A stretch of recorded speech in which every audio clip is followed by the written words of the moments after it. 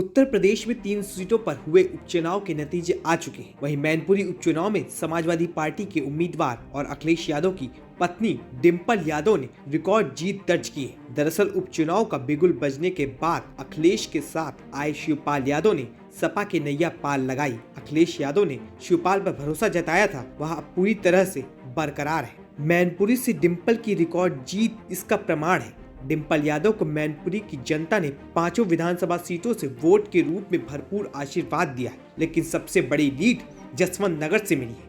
ये वही विधानसभा क्षेत्र है जहां से चाचा शिवपाल विधायक हैं। बहू डिम्पल की जीत के लिए शिवपाल ने पूरी ताकत झोंक दी। वहीं मैनपुरी में डिम्पल की बम्पर जीत के बाद सपा और प्रसपा में विलय हो गया है। जसवंत नगर में चाचा शिवपाल यादव की थाक ने उनका कद और बढ़ा दिया है। दरअसल डिम्पल ने 2,88,000 से ज्यादा वोटों के अंतर से जीत दर्ज की, जिसमें डिम्पल यादव को सबसे ज्यादा लीड जसवंत नगर से मिली, जहां उन्हें 1,06,000 से ज्यादा वोटों से लीड मिली। इस रिकॉर्ड तोड़ लीड के पीछे सीधे तौर पर चाचा शिवपाल यादव की मेहनत देखी जा रही है। इस रिकॉर्ड जीत और सपा में प्रसपा के विलय के बाद अब राजनीतिक पंडित शिवपाल यादव की पार्टी में भूमिका को लेकर चर्चा कर रहे हैं। इस बीच ध्यान देने वाली बात है कि मैनपुरी उपचुनाव में शिवपाल यादव के समर्थन के बाद डिम्पल को उम्मीदवार बनाया गया था, जबकि अखिलेश और डिम्पल खुद उनसे समर्थन मांगने गए थे। वहीं जीत के बाद मीडिया से मुखातिब होते हुए अखिलेश यादव ने चाचा शिवपाल को लेकर क्या कुछ कहा, आप भी सुनिए। प्रशासन को जो आदेश मिले थे शासन से, सरकार नहीं चाहती थी कि किसी भी स्थितियों में समाजवादी पार्टी और समाजवादी आरएलडी चुनाव जीते।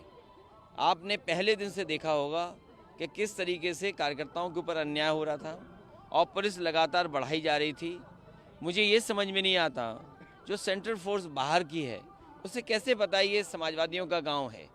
वो समाजवादियों के गांव में जाते थे, लोगों को डराते धमकाते थे, जिनके नाम प्रशासन से उन्हें मिल जाते तो उन नामों को लेकर के ढूंढते थे।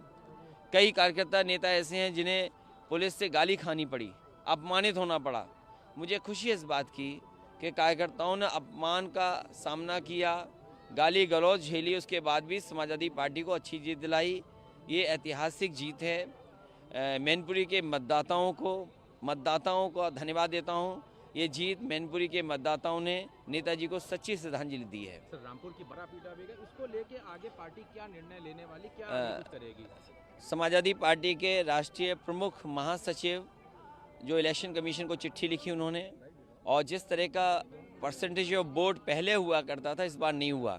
कम से कम इलेक्शन कमीशन इस बात को देखेगा कि अगर हम चुनाव को देखें, हर चुनाव में परसेंटेज ऑफ वोट ज़्यादा थी, लोगों का टर्नआउट ज़्यादा था, लेकिन क्या वजह थी कि पिछले लोकसभा में जो बाई इलेक्शन हुआ और इस बार की विधानसभा में चिन्हित कर करके उन बूथों पर वोट क्यों नहीं डालने दिया गया। वो वीडियोज़ अवेलेबल हैं। जिस समय ये घटना हुई है वो वीडियोस हमने सोशल मीडिया के माध्यम से इलेक्शन कमीशन को शिकायत भी की और टैग भी किया है, क्योंकि आज के समय पर वो प्लेटफॉर्म है जहां हम तुरंत बता सकते हैं, लेकिन उसके बावजूद भी इलेक्शन कमीशन को जो कार्रवाई करनी चाहिए थी नहीं की है।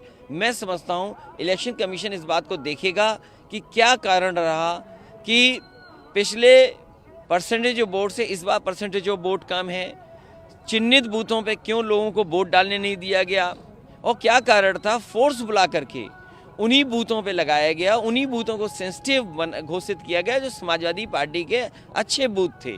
मैंने मैनपुरी में देखा कि सेंट्रल फोर्स के लोग तो बाहर से आए थे, उन्हें कैसे पता कि गांव किसका है, कौन लोग इसमें रहते हैं। पूरा प्रशासन, पूरा थाना ये लगा था पुलिस विभाग का कि कैसे इनको बताएं, कि कैसे इनको डराएं, कैसे धमकाएं, जिससे यहाँ भी परसेंटेज कम हो जाए।